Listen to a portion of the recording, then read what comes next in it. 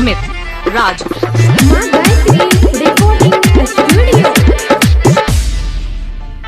छठी माई के छौड़ी तू कले बरतिया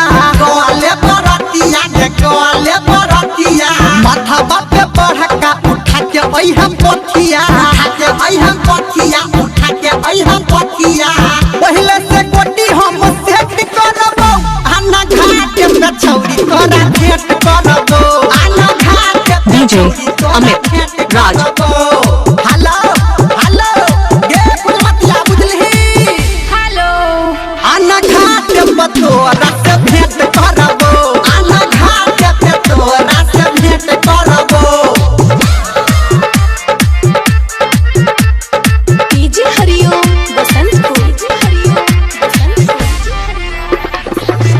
डीजे अमित राज। हाँ नया डिजाइन के पहिर के साड़ी भइला पे चारू मुख दियरी के बारी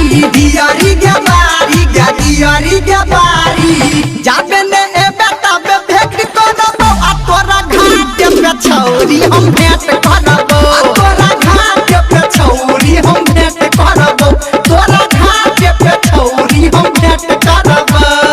डीजे अमित राज और 708 डीजे हरिओम बसंत को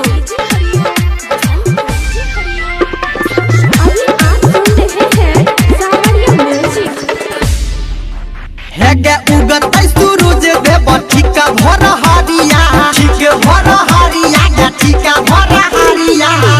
डीजे